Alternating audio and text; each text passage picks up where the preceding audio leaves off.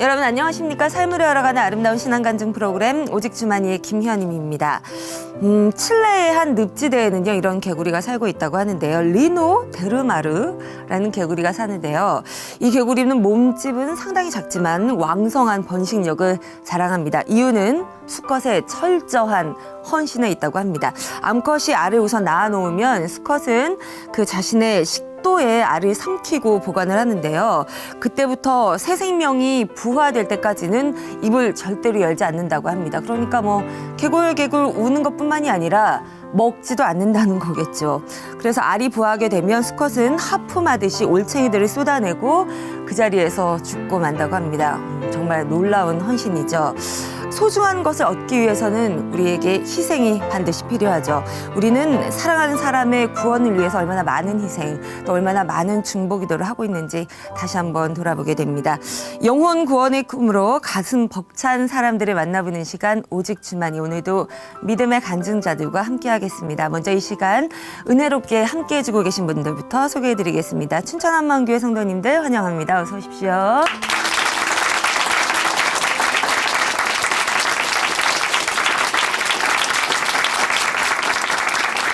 오늘의 첫 번째 출연자를 소개해드리겠습니다. 우선 많이 사람들이 모인 곳은 시끌벅적하기 마련이죠. 집도 크게 다르진 않습니다. 아이들이 많은 집은 항상 소란스럽기 마련인데요. 아이들의 목소리 못지않게 엄마의 목소리도 점점 커질 수밖에 없죠. 어려서부터 스스로 모든 것을 잘했던, 자립심이 강하고 독립적이었던 이분. 엄마 역할이 세상살이의 그 어느 것보다도 힘들었다고 하는데요. 사무엘의 어머니 한나가 되고 싶으셨던 이분. 과연 그 꿈을 이뤘는지 함께 들어보겠습니다. 춘천한마음교회 박태양 자매님 큰 박수로 모시겠습니다.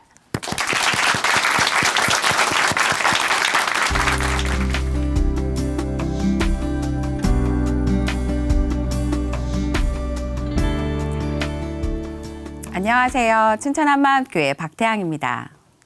저는 자녀가 어릴 적부터 하나님 잘 믿는 아이들로 자라기를 바라왔는데요. 막상 자녀를 키우면서 보니 아이들이 하나님을 잘 믿으려면 제가 먼저 변해야겠더라고요. 그런데 아무리 노력해도 전 변하지 않는 거예요. 그 가운데서 하나님을 만나고자 간절히 찾다가 부활하신 예수님을 만나 복음으로 새 사람이 되고 자녀도 기쁨으로 양육하게 된 이야기를 나누고자 합니다. 저는 맞벌이를 하시는 부모님으로 인해 외로운 어린 시절을 보냈어요. 요즘 같은 보육시설도 없던 터라 낮에 혼자서 이 동네 저 동네를 돌아다니면서 놀곤 했어요. 6살 때부터는 30분 거리의 피아노 학원에 혼자서 버스 타고 다녔고 8살 때는 라면도 혼자 끓여 먹었어요. 그렇게 저는 부모님께 의지하기보단 자주적이고 독립적인 사람으로 자라갔습니다. 대학교 2학년 때는 아는 사람 하나 없는 런던으로 공부를 하겠다며 날아갔어요. 독립적인 성격 덕에 유학생활도 크게 어렵지 않았습니다. 오히려 편하고 좋았어요. 그런데 자유롭게 살다가 한국으로 돌아와 다시 부모님 밑으로 들어가 사니 그게 더 힘들더라고요. 빨리 부모님 곁을 떠나고 싶어서 다시 외국으로 나가고 싶다. 얼른 결혼하고 싶다만 머릿속에 가득했고 드디어 지금의 남편과 결혼을 하게 되었습니다. 결혼을 하고 아이를 낳고 전 그 당시 모든 것이 마냥 좋았어요. 남편이 공부를 하느라 제가 일을 해야 했지만 별 문제가 되지 않았어요. 오히려 남편 눈치 안 보고 제가 번 돈으로 자유롭게 먹고 입고 쓰고 하니 더 좋았어요. 교회에서도 사람들과 마음이 잘 통하니 저에게는 문제될 것이 하나 없는 삶이었습니다. 그러다 첫째가 3살 때 둘째를 임신했는데요. 임신 20주에 유산을 하게 되었어요. 반절은 큰아이가 죽었다는 소식은 엄청난 충격이었어요. 6개월 뒤 또 한 번의 유산을 하게 되자 저는 하나님께 간절하게 엎드리게 되었어요. 도대체 우리 가정을 향한 하나님 뜻이 무엇인지 구하게 되었고 사무엘상 말씀을 통해 우리 가정의 자녀를 또 허락하신다면 사무엘처럼 구별되게 키워야겠다는 생각을 하게 되었어요. 생전 처음으로 제 마음대로가 아닌 저와 우리 가정을 향한 하나님의 뜻을 구하게 되는 시간이었습니다. 그런데요, 막상 첫째 아이가 자라가자 도대체 어떻게 키워야 구별된 자녀가 되는 건지 모르겠는 거예요. 인터넷을 뒤져보니 홈스쿨링, 대안학교, 품앗이 교육, 공동육아 같은 여러 방법에다가 말씀 암송, 기독교 세계관 교육, 품성 교육 등 해야 할 것들이 매우 많더라고요. 당장이라도 쫓아가서 배우고 싶은 것들이 많았지만 거리도 멀고 돈도 생각보다 많이 들어서 실행에 옮길 수가 없었어요. 대신 책을 사서 읽어보며 집에서 말씀 암송도 시키고 찬양도 불렀고 아이가 자는 시간엔 말씀 묵상에 기도도 하며 자녀를 하나님께 구별되게 키워보고자 노력했습니다. 그렇게 저는 아이를 잘 키우고 있다고 생각하고 있었는데 하루는 교회 친구가 저에게 책을 한 권 주는 거예요. 꼭 읽어보라길래 제목을 봤는데 소리 지르지 않고 아이 양육하기 란 제목의 책이었어요. 어이없다는 얼굴로 친구를 쳐다보니 다시 한번 꼭 읽어보라고 그러더라고요. 그래서 내가 우리한테 소리를 많이 질러? 물어봤더니 많이 지르더라 그랬어요. 제가 아이를 어떻게 대해왔나 돌아보게 되었는데 자유롭게 아이를 풀어두기보단 행동을 통제하며 제가 안 된다고 생각된 선에서는 소리를 많이 질러왔더라고요. 그때부터 저는 제가 아이를 대하는 태도가 어떤지에 대해 많이 신경을 쓰게 되었습니다. 하루는 5살이던 큰아이가 아침부터 계속 제 신경을 긁었어요. 제 말에 순종하지 않고 끝까지 말대답을 하더라고요. 참으려고 애쓰다가 더 이상은 못 참아 하는 생각이 드는 순간 전 아이를 확 밀치고 소리를 지르기 시작했어요. 아이 어린이집 가방을 집어 던지고 넘어져서 주저앉아 있는 아이를 발로 마구 밀어냈어요. 악을 쓰며 소리를 지르다가 순간 아이 얼굴을 보게 되었는데 공포에 질려서 울음소리도 제대로 내지 못하고는 눈물만 뚝뚝 흘리며 저를 보고 뒷걸음질 치고 있었어요. 그런 아이를 보니 화를 내던 건 사라지고 마음이 무너져 내렸어요. 아이를 달래서 어린이집에 보내고 난 뒤에도 무너진 제 마음을 주체를 할 수가 없었어요. 오전 내내 머리가 아프도록 난 정말 나쁜 엄마야 자책하며 통곡을 하고 울었습니다. 제 인간성의 바닥을 본 것만 같아 미칠 것 같았어요. 난 도대체 왜 이런 걸까? 정말 변하고 싶다는 간절함이 생겨나기 시작했습니다. 저는 2번의 유산 후에 다시 둘째를 임신하게 되었는데요. 이번엔 태명부터 사무엘이라 지었어요. 기도로 태어나 엘리 제사장 집에서 구별되게 자라난 사무엘처럼 우리 아이도 그렇게 자라기를 소망하면서요. 그런데요, 둘째 아이는 자라면서 사무엘이 아니라 망나니가 되어갔어요. 엄마 아빠 말을 추가라고 안 듣고 자기 마음대로 안 되면 주먹부터 나갔어요. 아이와 놀이터에 나가서도 어디서 우는 소리가 나면 우리 애가 누굴 때려서 울린 건 아닌가 늘 긴장이 되었고 그럴 때면 정말 10중 8구는 둘째 아이가 범인이었어요. 하나님께 구별된 아이들로 키우고 싶은 마음은 가득한데 전혀 따라오지 않는 아이가 원망스러웠어요. 남들 보기 그럴듯하지 못해도 적어도 남한테 피해 안 주고 엉망진창은 아니어야 하는데 오히려 남들만도 못한 것 같아서 부끄러우면서도 화가 났어요. 이 아이를 어떻게 가르쳐야 하나 제 마음은 온통 이것에만 집중되었습니다. 그동안 누구에게 의지하지 않고도 제 힘으로 잘해왔었는데 자녀를 키우는 것만큼은 어떤 벽에 막힌 것만 같았어요. 공부나 일이었다면 포기라도 하겠는데 자녀 양육은 포기를 할 수도 없고 제 힘으로 되지도 않고 정말 막막하기만 했습니다. 그러던 어느 날 어린이집에서 있을 큰아이의 생일잔치를 준비하기 위해 아이 친구 엄마를 만나게 되었어요. 가끔 등하원길에 봐서 안면이 있던 엄마였는데 이날 만난 이 엄마는 얼굴이 해같이 빛나고 있었어요. 그 엄마와 이야기를 나누는 동안 저는 완전히 빨려 들어가게 되었어요. 헤어지고 난 뒤 분명하게 든 생각은 내가 여태 헛믿었구나 였고 예수님을 제대로 만나고 싶다는 간절함이 생겨나기 시작했습니다. 시간이 지날수록 더 간절해지더라고요. 예전보다 더 열심히 말씀 묵상을 하고 기도를 해도 내가 정말 예수님을 만났다는 확신이 생기지 않아 답답하기만 했어요. 그러던 차에 겨울 수련회가 있다는 소식을 듣고 한 걸음에 달려가게 되었습니다. 잠옷실에서는 저와 같은 애기 엄마들이 모니터 앞에 모여 앉아 예배를 드리고 있었어요. 모니터로 보여지는 목사님 얼굴 뿐이었지만 떠드는 분위기가 아니라 모두 말씀에 집중하고 있었어요. 그런데요, 예배를 드리면서 보게 된 둘째 아이는 제가 생각하던 거 이상이었어요. 누워있는 갓난아이를 갑자기 가서 깨물질 않나? 자기보다 한참 큰 7, 8살 형아들을 때리질 않나? 잠옷실에 있던 웬만한 아이들은 다 한 번씩 저에게 와서 하소연을 하고 가는 것 같았어요. 우리 애가 이 정도였나 싶어서 놀라기도 했고 아이가 달라지기를 바라는 마음에 혼도 내면서 기도도 열심히 하게 되었어요. 하지만 몇 달이 지나고 아무리 기도해도 소용없는 것 같다는 생각이 들자 저는 제 힘으로 해보기로 결정을 내리고 그때부터 매를 들기 시작했습니다. 처음에는 사랑에 매였는데 시간이 지나니 말 안 듣는 아이를 향한 분노와 응징의 매로 변해버렸어요. 가볍게 엉덩이를 한두 대 때리던 것이 헐컬굴이 되어 힘으로 아이를 엎어놓고 막 10대씩 때리기도 하고 아무거나 잡히는 대로 휘둘러 댔습니다. 한 번은 집에서 가정예배를 드릴 때였는데요. 큰아이가 장난감을 들고 만지작거리길래 상 밑에 내려놓으라고 했어요.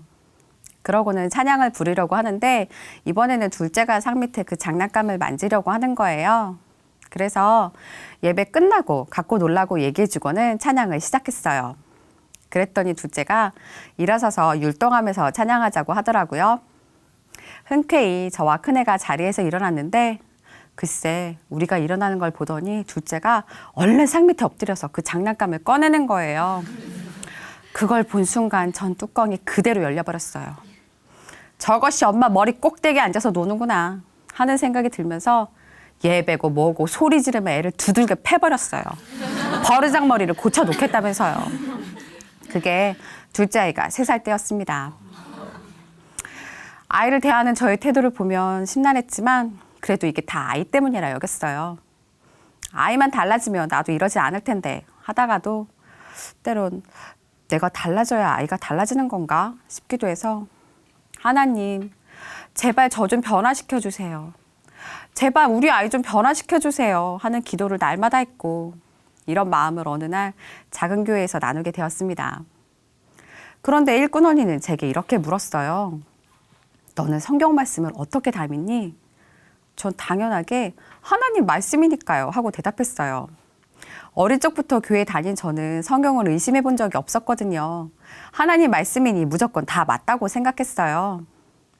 그러던 어느 날 교회에서 만든 부활 책자를 읽는데 한 구절에서 눈이 딱 멈췄어요. 하나님께서는 전능하신 하나님이 이 세상에 사람으로 오실 것을 약속하셨다. 하나님이 사람이 되셨다고? 하나님이 사람이 되신 거였어? 너무나 충격이었어요. 창조주 하나님이 어떻게 사람으로 오신 건지. 하나님이 이 세상에서 진짜로 나와 같은 사람으로 사셨다는 사실이 분명해지니 그동안 아무렇지도 않게 들어왔던 부활이 얼마나 큰 사건인지가 선명해졌어요. 사람이 죽었다가 다시 살아났다는데도 그래, 다시 살아났지. 그러니까 예수님이 하나님이지 했었는데 이분이 사람이셨다는 게 선명해지니 죽었다가 다시 살아나는 게 세상에선 절대 일어날 수 없는 일이라는 것과 예수님이 정말로 하나님이심이 마음 가운데 확증되었습니다. 그리고 이것이 확증되니 막연하게 믿던 성경이 아니라 살아계신 하나님의 말씀으로 성경의 모든 말씀에 아멘하게 되었어요. 저는 그대로 하나님 앞에 서게 되었습니다. 하나님이신 예수님이 성경대로 사람이 되어 이 땅에 오셔서 죽으시고 성경대로 부활하신 정말 성경의 예언을 다 이루신 분이라는 게 진짜로 믿어졌어요. 이분이 정말 전능자 하나님이시란 사실 앞에 무릎이 딱 꿇어졌습니다. 제가 감히 믿을 수 있네 마네 할 수 있는 분이 아니셨어요. 그동안 평생을 예수님을 믿는다고 말해왔지만 제가 사실은 전혀 예수님을 믿는 자가 아니었다는 것을 알 수 있었습니다. 아이를 보며 원망하고 힘들어하던 진짜 이유를 알게 되었어요.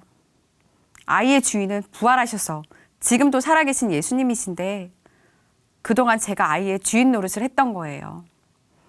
그러니 제 맘대로 되지 않을 때 저애 때문에 내가 이렇게 힘들다고 여기고 화난다고 아이를 두들겨 패고 했던 거였어요.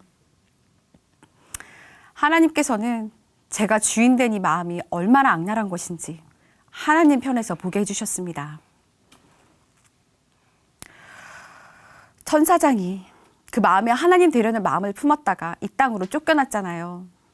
저도 마귀와 동일한 중심으로 육체의 욕심을 따라 지내며 육체와 마음에 원하는 것을 하여 본질상 진노의 자녀, 독사의 새끼가 된 것이었어요. 하나님을 마음에서부터 버린 이 죄 때문에 예수님께서 채찍에 맞으시고 모욕과 조롱과 핍박을 당하시고 이 세상에서 가장 고통스럽고도 비참하게 십자가에 달리셨어요. 죄의 삭은 사망이기에 제가 맞고 제가 달려야 했던 십자가, 그걸 예수님께서 대신 당하셨더라고요. 왜 그러셨는지 질문이 나오면서 동시에 그 답을 알 수 있었어요. 하나님의 자녀로 창조하신 나를 사랑하셔서, 나를 살리기 위해서, 나의 주인이 되어주시려고 창조주 하나님께서 직접 생명을 거신 거였습니다. 그런데 저는 그 예수님을 믿지 않았어요. 오히려 무시하고 내치고 짓밟았어요. 당신을 믿을 수 없다고, 내 뜻대로 움직여주지 않는 하나님은 필요 없다고, 이 마음보자는 절대 내어주지 않겠다며 움켜쥐고 악을 쓰는 자였습니다. 나를 위해 생명을 내어주신 분도 내치고 짓밟는 중심. 이 중심이기에 정말 무슨 짓이든 할 수 있는 거였어요. 이 세상에서 가장 악랄하고 극악무도한 자, 마귀보다도 더 지독한 자, 지옥에 쳐넣어도 시원찮은 자가 바로 저라는 게 정확하게 보였습니다. 하나님, 제가 이 세상에서 가장 악랄한 죄인이었습니다. 제가 예수님을 믿지 않았습니다. 다시는 제가 주인 자리에 앉지 않겠습니다. 저의 주인은 오직 예수님이시고 아이의 주인도 오직 예수님 뿐이십니다. 온 마음 다해 고백하며 예수님을 저의 주인으로 영접하였습니다. 예수님이 주인 되어주시니 우리의 옛사람은 예수님과 함께 십자가에서 이미 죽었다는 것과 이제는 완전한 새 피조물이란 말씀을 그대로 믿게 되었어요. 아무리 아이가 저를 화나게 하고 제 안에서 또다시 분내는 마음이 생길지라도 고린도후서 말씀대로 저는 완전한 새 피조물이기에 더 이상 그 모습과 그 생각에 끌려다니지 않는 힘이 생긴 거예요.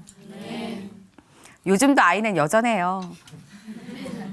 집에서 주일학교 훈련표를 할 때인데요.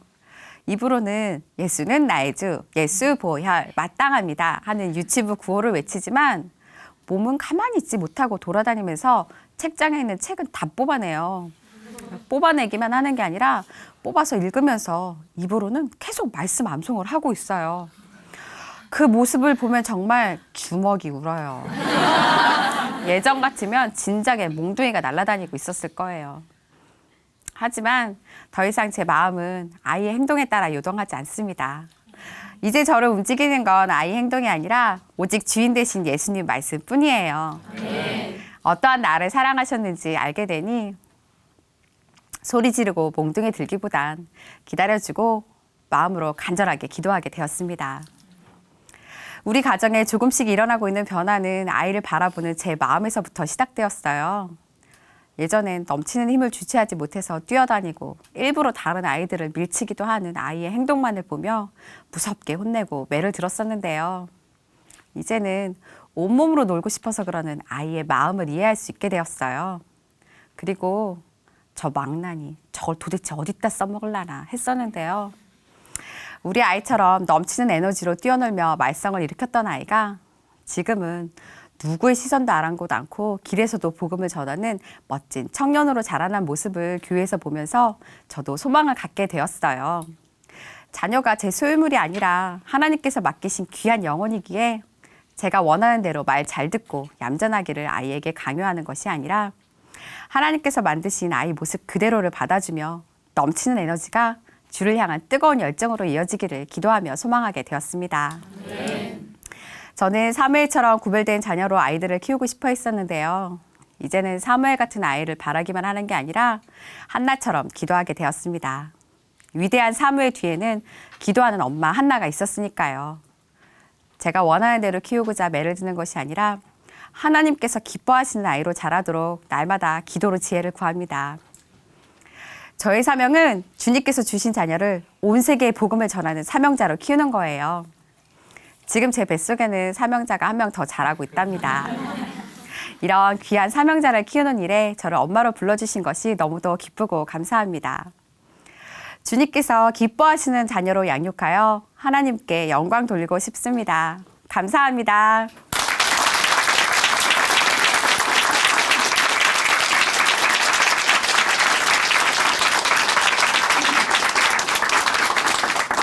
가정 예배 중에 그 헐크로 갑자기 변해서 아이에게 체벌을 가하던 우리 자매님인데 부활의 주님을 정확하게 만나고 난 이후에 전능자이신 주님을 만나는 그 순간 아이의 주인이 자신이 아니라 온전히 하나님이시라는 것을 깨닫게 됐네요. 앞으로 이 자녀를 하나님이 어떻게 성장시키시고 어떻게 하나님의 나라를 확장하는 일에 사용하실지 기대가 됩니다. 함께 박수로 응원해드리겠습니다.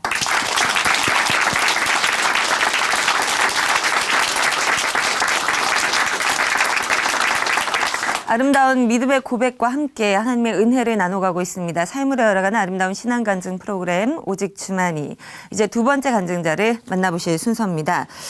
이분은요 어린 시절 정말 막 찢어질 정도로 가난한 가정에서 태어나셨다고 하는데요. 그래서 오로지 성공만이 나에게 유일한 탈출구가 될 수 있다 이렇게 생각하고 이를 악물고 공부를 열심히 하셨던 분이라고 하네요. 그래서 보란 듯이 돈도 많이 벌고 집도 장만하고 세상 사람들이 보는 어느 정도의 성공을 이루었는데요. 하지만 정작 본인은 행복하지 않았다고 합니다. 그건 바로 돈이 행복을 줄 수 없다라는 거겠죠. 행복은 바로 돈에 없었다는 것을 깨닫게 된 이분. 진짜 행복을 찾아 나섰습니다. 그래서 진짜 백이 행복을 만났다고 하는데요. 지금부터 이야기 들어볼게요. 춘천 한마음교회 원은희 자매님으로부터 들어보겠습니다. 박수로 맞아주시죠.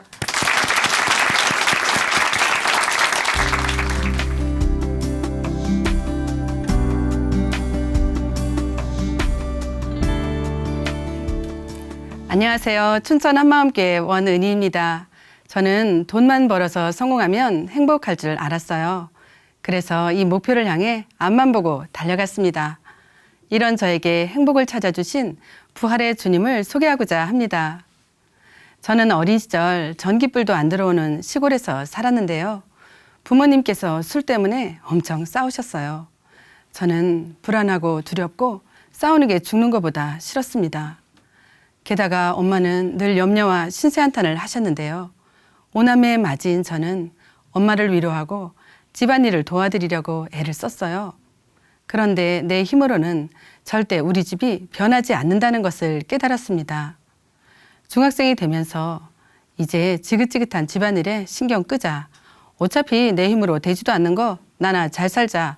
굳게 마음먹었어요. 근데 어떻게 하면 우리 집처럼 살지 않고 행복하게 살 수 있을까?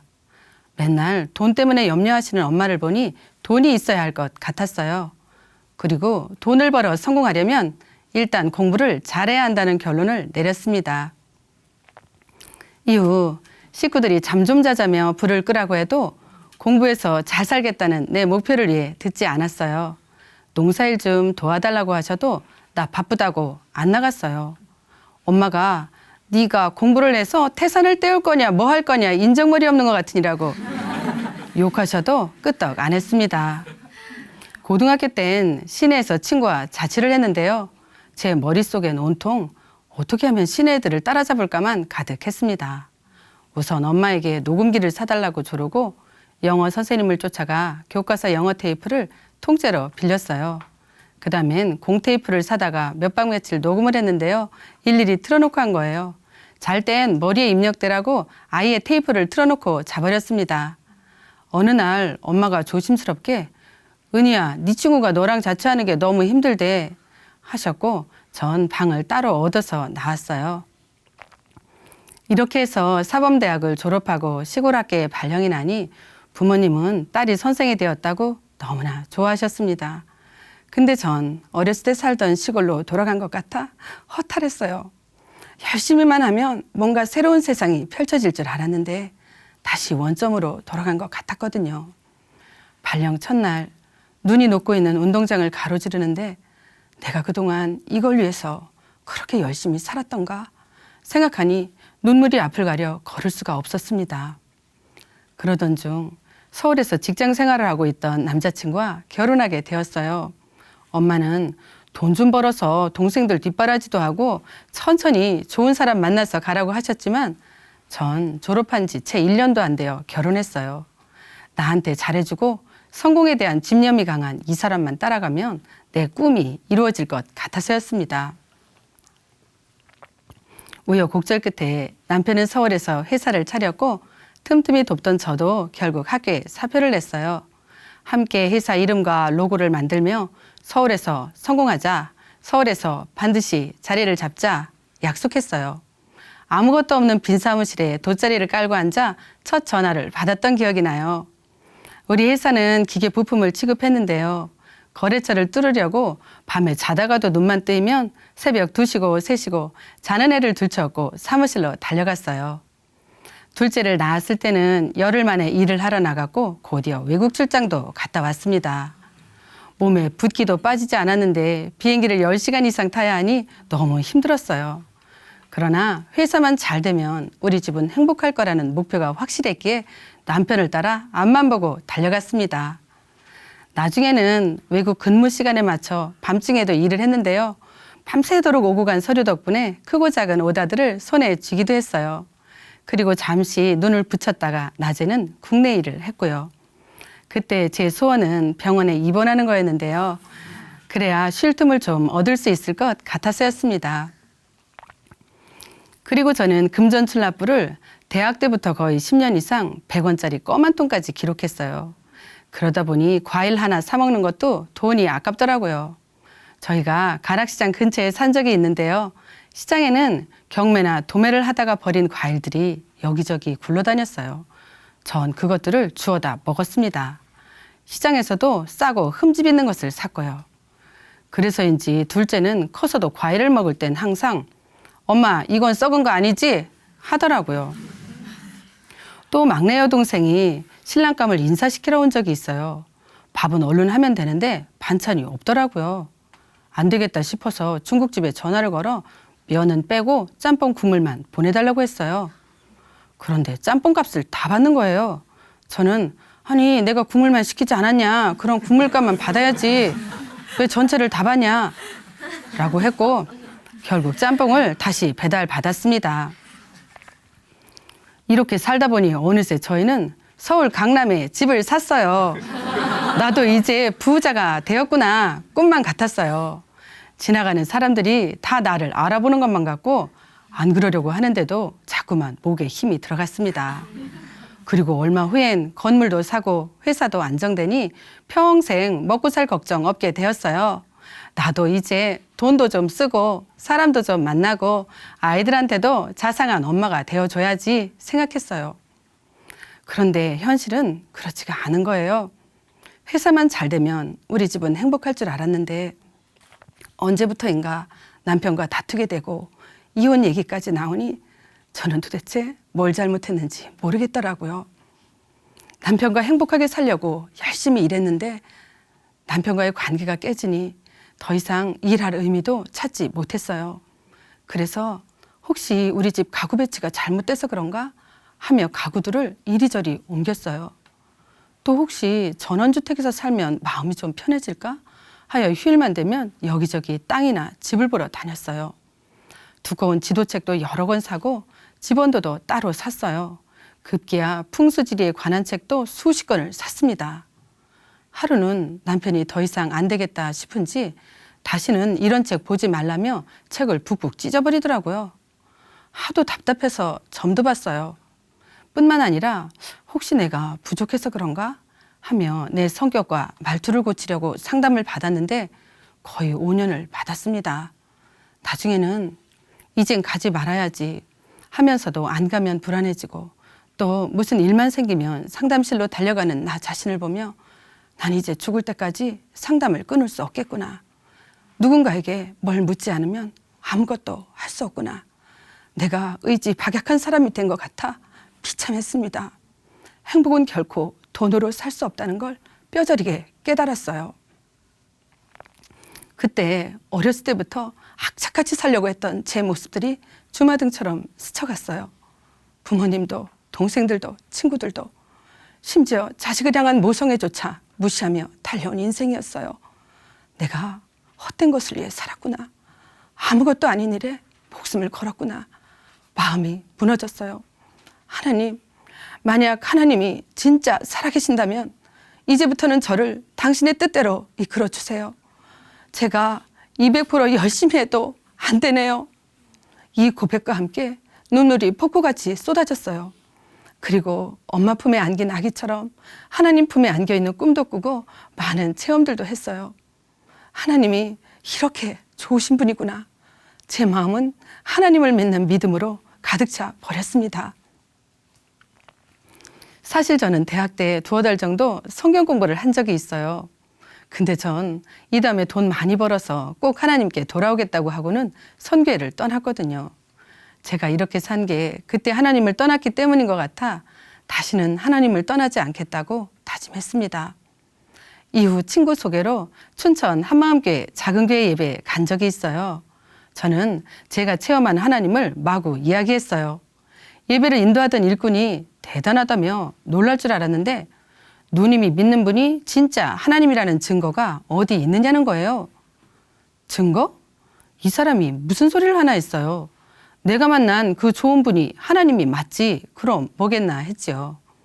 그런데 일꾼은 자신의 고모는 절에 다니는데 꿈에 어떤 분이 나타나 어디에 땅을 사라고 지도까지 알려줘서 부자가 됐다는 거예요. 그분은 꿈에서 자신을 만나준 분이 부처님이라고 믿고 지금은 절에 더 열심히 다닌다는 거예요. 진짜 그러네? 하며 그럼 어떻게 해야 성경책에 나오는 창조주 하나님을 믿는 거냐고 물었어요. 일꾼은 십자가에 죽으시고 부활하신 예수님을 믿는 게 곧 하나님을 믿는 거라고 했습니다. 이후 사도행전 17장 말씀을 듣게 되었어요. 하나님께서는 정하신 사람으로 하여금 천하를 공의로 심판할 날을 작정하시고 그를 죽은 자 가운데서 다시 살리신 것으로 모든 사람에게 믿을 만한 증거를 주셨다는 말씀이었어요. 증거? 하나님이 증거를 주셨다면 심판날에 나는 그런 거 몰랐다고 핑계댈 수 없겠구나. 정신이 번쩍 들었어요. 그래서 그 증거인 부활에 처음으로 초점을 맞추게 되었어요. 교회에서 발행한 책자와 일반 자료들을 보며 당연히 알고 있고 믿고 있다고 여기는 예수님의 부활을 고민해보기 시작했습니다. 인터넷에서 백과사전에 들어가 부활이라는 단어를 검색해 봤어요. 전 놀랐어요. 성경책에만 나오는 줄 알았던 예수님의 십자가뿐만 아니라 부활 사건이 이렇게 버젓이 백과사전에까지 나와 있다니 예수님의 부활은 이미 모든 사람들이 알고 있는 사실이구나 생각했어요. 계속해서 백과사전에서는 베드로가 유대인들에게 한 최초의 설교는 그리스도가 죽은 뒤 부활하였다는 사실을 중심으로 전했다고 나와 있었어요. 전 또 놀랐어요.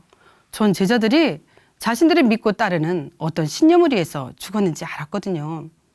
실제 제자들의 삶을 기록한 사도행전을 자세히 읽어봤어요. 진짜 그들은 다 십자가에 죽은 예수가 부활하였다는 사실을 중심으로 전하고 있었어요. 심지어 예수님을 배반했던 가롯 유다 대신 새로운 제자를 뽑을 때도 항상 우리와 함께 다니던 사람 중에 하나를 세워 예수의 부활하심을 증거할 사람을 뽑자고 했고요. 전 일반 자료들과 제자들의 삶을 통해 내 머리와 이성으로 도저히 이해할 수 없는 부활이 실제 일어났다는 사실을 인정할 수밖에 없었습니다. 이후 어느 날 목숨을 버리면서까지 예수님이 부활하셨다고 전한 제자들의 삶을 하나하나 살펴보고 있었어요. 문득 사람들이 어떤 사실을 봤다고 해서 목숨을 버리면서까지 전하는 게 아니라는 걸 알게 되었어요. 순간 구약 성경의 예언과 예수님이 연결이 되어졌습니다. 전능하신 하나님이 사람으로 태어나셔서 우리의 죄를 위해 죽으시고 부활하신다는 것이 성경에 미리 예언되어 있었기에 부활하신 예수님이 누구신지를 안 제자들이 생명을 아끼지 않았던 거였구나. 예수님이 진짜 부활하셨구나. 예수님이 하나님이시구나. 그렇다면 하나님이 십자가에서 죽으신 거였구나. 제 앞에 영원한 나라의 문이 열리는 것 같았어요. 그리고 부활하신 예수님이 지금 살아계신다는 것을 알게 되었습니다. 그동안 목사님이 예배 때 예수를 믿는다는 게 뭘 믿는다는 거냐? 주인으로 믿는 거다. 삶이 변하지 않는 건 입술로만 주여 주여 했기 때문이다. 하신 말씀이 무슨 뜻인지 이제야 알게 되었습니다. 그동안 예배 때 손수건이 모자라 세수수건 가지고 눈물 닦으며 간절한 마음으로 예배드렸지만 어떻게 하면 내 문제가 풀어질까 하는 철저한 내 중심이었어요. 보이지 않는 하나님의 이름을 부르면서도 정작 예수님께는 관심도 없었어요. 아니, 사람이 어떻게 하나님이냐고, 사람인 예수에게 어떻게 내 인생을 맡기겠느냐고 예수님을 무시했습니다. 2000년의 시간 차이만 있을 뿐 아무런 양심의 가책도 없이 무감각하게 예수님을 십자가에 못 박고 있는 내 모습이 보이는 것 같았어요. 너무나 끔찍했어요. 예수님을 믿지 않는 중심은 내가 주인된 중심이며 하나님마저 죽이려고 하는 너무나 무서운 중심이었어요. 이런 나를 용서해 주시려고 창조주 하나님께서 십자가에서 죽으신 거였습니다. 죄의 삭은 사망이고 피 흘림이 없이는 사함이 없기에 마땅히 죽어야 할 나 대신 영이신 하나님이 사람의 몸을 입고 오신 거였어요. 이 엄청난 사실 앞에서 저는 그대로 무릎을 꿇었습니다. 하나님을 배척하고 내가 주인되어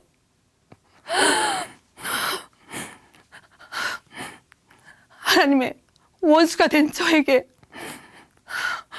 독생자 아들을 십자가에 내어주시고 죽은 자 가운데서 다시 살리셔서 우리의 주와 그리스도가 되게 하셨는데도 여전히 그 아들마저 배척하고 내가 주인되어 산 이 악한 죄인을 용서해 주세요.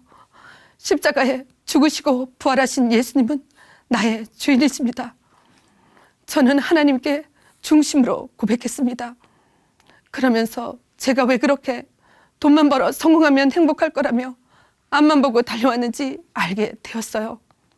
예수님이 내 인생의 주인, 내 물질의 주인, 나의 모든 인간관계의 주인이신데 내가 주인되어 용쓰고 애쓰며 살았던 거였어요.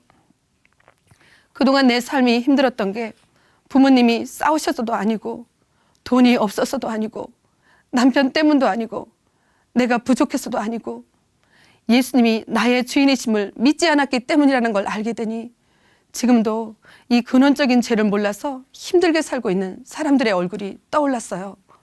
그리고 그들에게 이 복음을 전해주기 원하시는 하나님의 간절한 마음을 알게 되었습니다.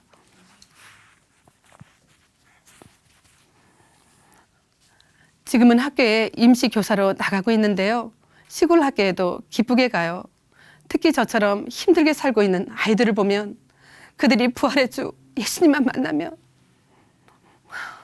모든 문제가 해결되고 세상에서 가장 행복한 사람이 된다는 걸 알게 되니 어떤 아이라도 기대를 가지고 가르치게 됩니다.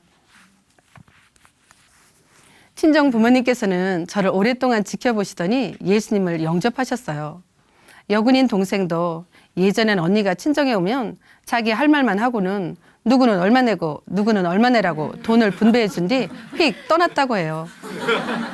그런데 이제는 함께 얘기도 나누고 기쁘게 돈도 쓰니 정말 많이 변했다고 하며 마음을 열고 믿음의 동력자가 되었습니다.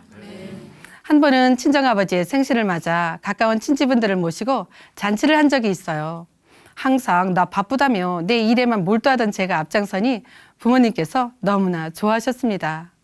그리고 이 기회를 놓치면 언제 복음을 전할 수 있겠나 싶어서 찬송가를 생일 축가로 준비하고 복음의 말씀을 성경 퀴즈로 만들어서 갔어요.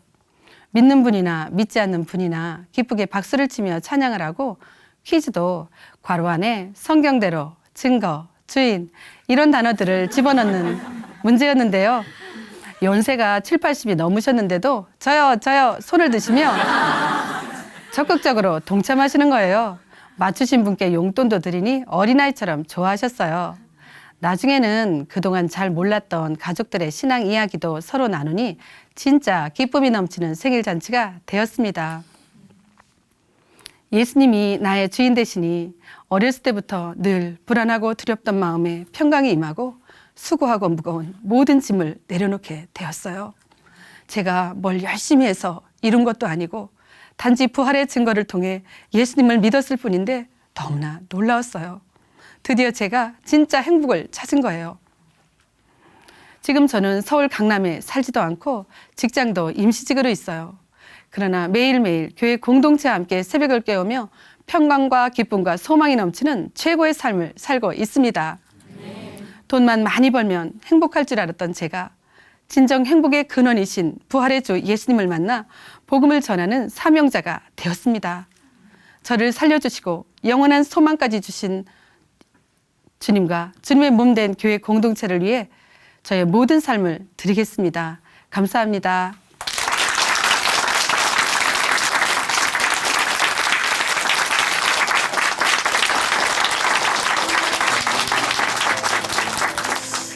강남에, 강북이 아니라 강남에 집과 건물을 마련하고 어깨와 목에 힘이 정말 빡 들어갔던 그 자매님.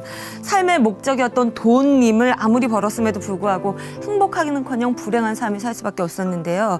그런 불행한 삶들을 혼자의 노력으로 한번 이겨보려고 했던 그런 모든 노력들도 다 수포로 돌아가고 말았습니다.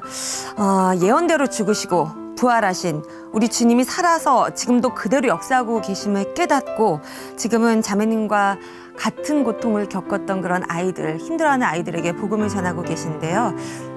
이때 정말 박수로 함께 응원해드려야 되지 않을까 싶습니다.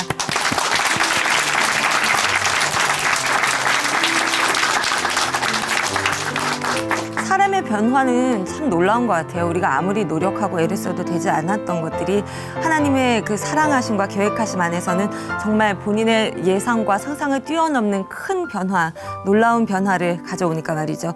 예전에는 야 얼마씩 내라 하고 싹 사라졌던 큰언니, 이제는 용돈과 더불어서 주의 사랑을 전하는 온전한 복음의 사역자가 되셨습니다. 이제 가족들과 더불어서 많은 사람들에게 주의 사랑을 온전히 전할 수 있는 자매님이 되시기를 함께 응원해드리겠습니다.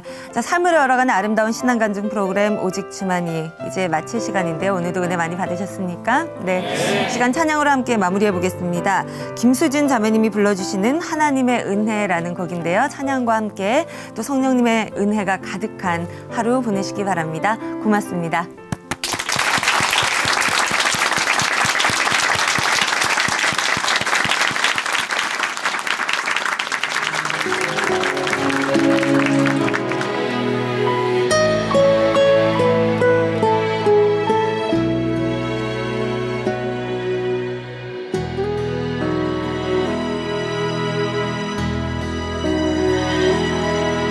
와 같은 끓이 눈시 감이요 미소만이 많을 그 감이요 뜨거웠을 까다보 감이요 와 가슴에 대와 감이 너의 꿈이すべての道は知り